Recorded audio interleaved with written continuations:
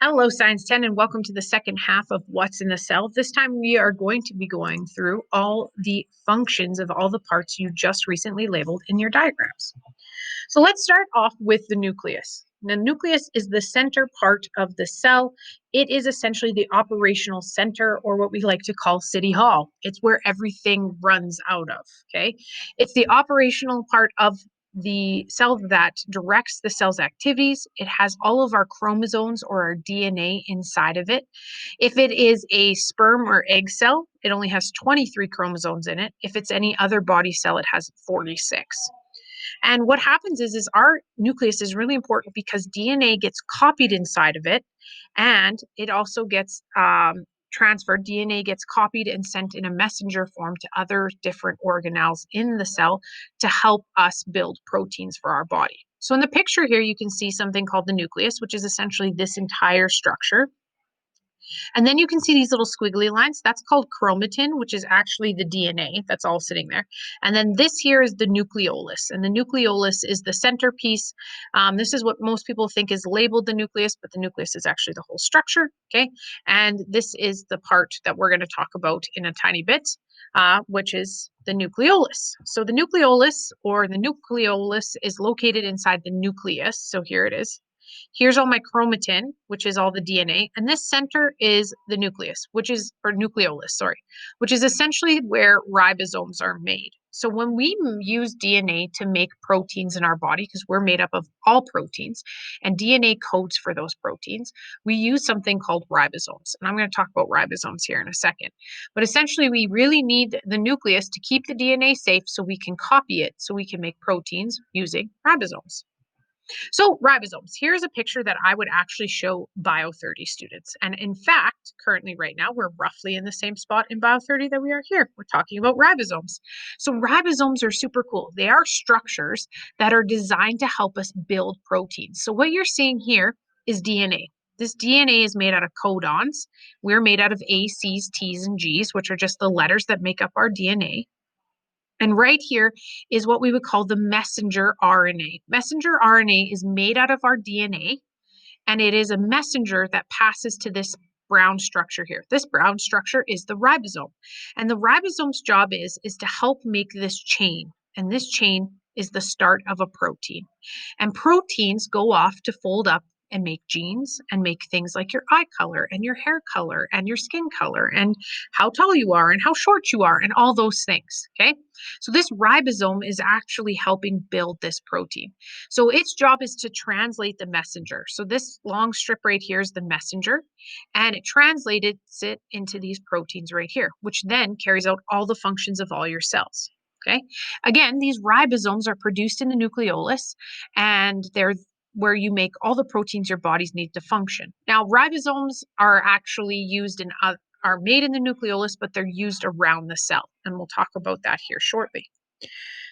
One of the places that they are used is in the endoplasmic reticulum, specifically in the rough ER. So here's the rough ER right here. The rough ER, or the rough endoplasmic reticulum, is studded with ribosomes. And these ribosomes, as we already know, are there to help make proteins. Okay, so they package the proteins on the rough endoplasmic, package the proteins in vesicles, and then they're transported around using the cytoplasm we'll talk about. The smooth ER is all about synthesizing lipids. Synthesizing means to make, and lipids means fats. So one of the things that we know is made in the smooth ER is phospholipids. Phospholipids are part of that bilayer, that part that we know makes up the membrane of our cells, okay? And in the phospholipid bilayer, there's also cholesterols, which are also made in the smooth ER. So the smooth ER helps every single organelle or the cell itself create phospholipids and cholesterols that get built into its cell membrane. Lysosomes. Now, lysosomes are only found in animal cells, guys, primarily in animal cells. And what they're filled with is a digestive enzyme. That means they break things down. So they have a low pH, making them quite acidic. And their job is to go around and try and kill things that might be in the cell that could infect the cell, or it can be parts that it wants to eat because the cells are worn out. So they're breaking it down so that we can build new parts to the cell. Okay. Now, when you digest these components, they actually get recycled and reused for energy. So the picture you see here is just an example of a lysosome and what it would look like.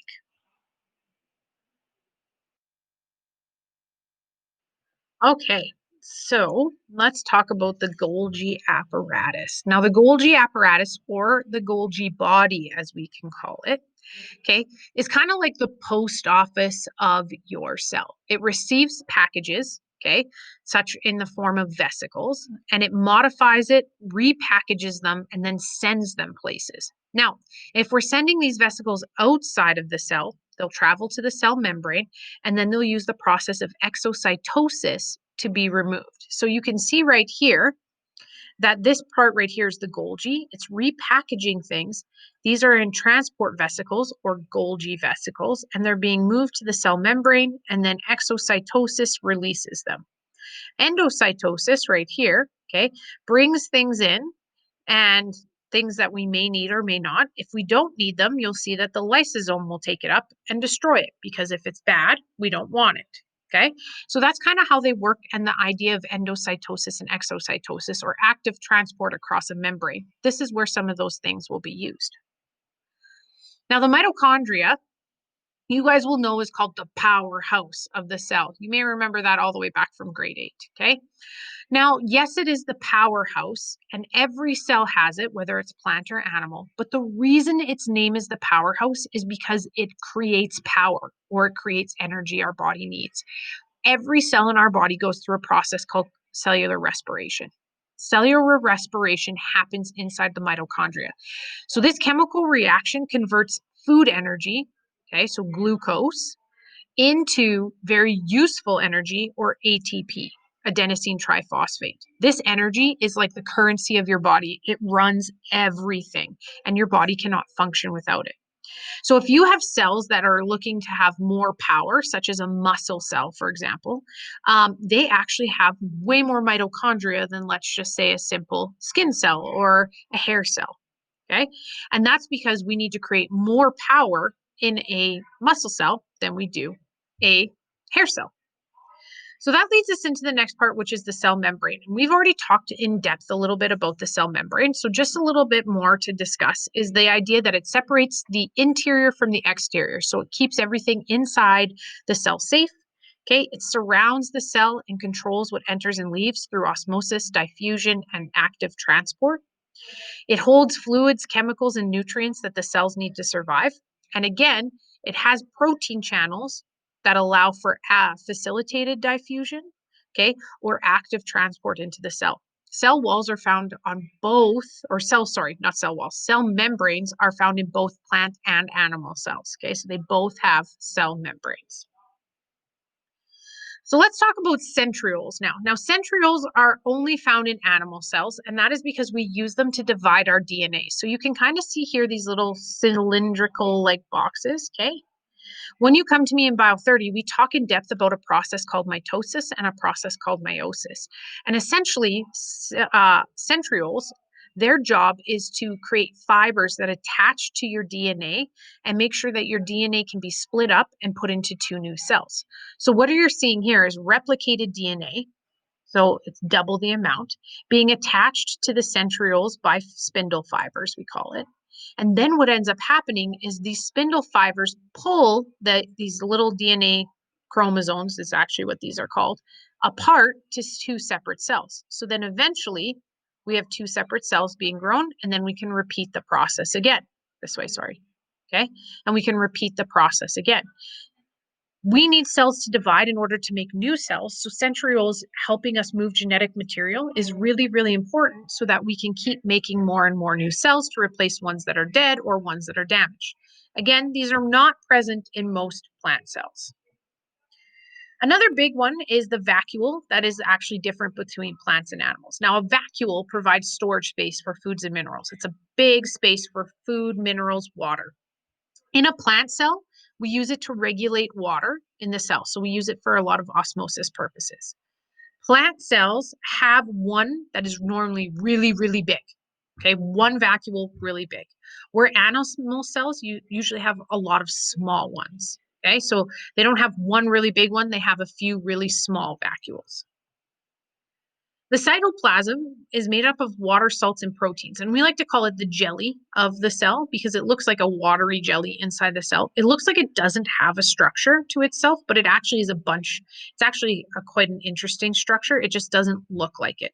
It has like crystal like lattices, it has like an actual way that it moves, but it just looks like a jelly. Okay. The interesting thing about cytoplasm that is really important is that little thing I called cellular respiration that I said mitochondria do.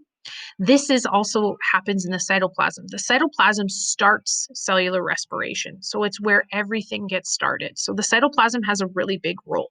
It also is the area where things get transported to. So if you saw the ribosomes earlier, and the Golgi vesicles and the lysosomes, they can travel in or around the cytoplasm, being passed around the cytoplasm as they need to move around the cell to go to different places. So let's just talk and go through the differences between plants and animals. So the very first thing is plant cells have cell walls. They are very rigid and supportive, and they give shape. So that's one big major difference between plant cells and animal cells. Chloroplasts are another big difference. Chloroplasts manufacture food from water and carbon dioxide. Essentially, chloroplasts are where photosynthesis happens. Animal cells cannot do photosynthesis, only plant cells. Some bacteria can also do photosynthesis, so some bacteria will also have some sort of chloroplast.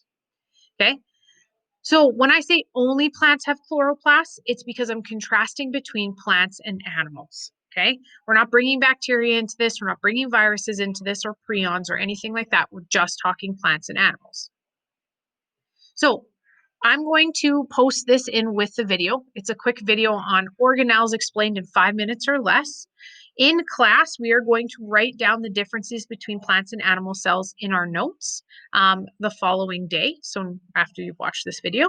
So you will have that chart empty until Tuesday. So ladies and gentlemen, thank you and have a great day.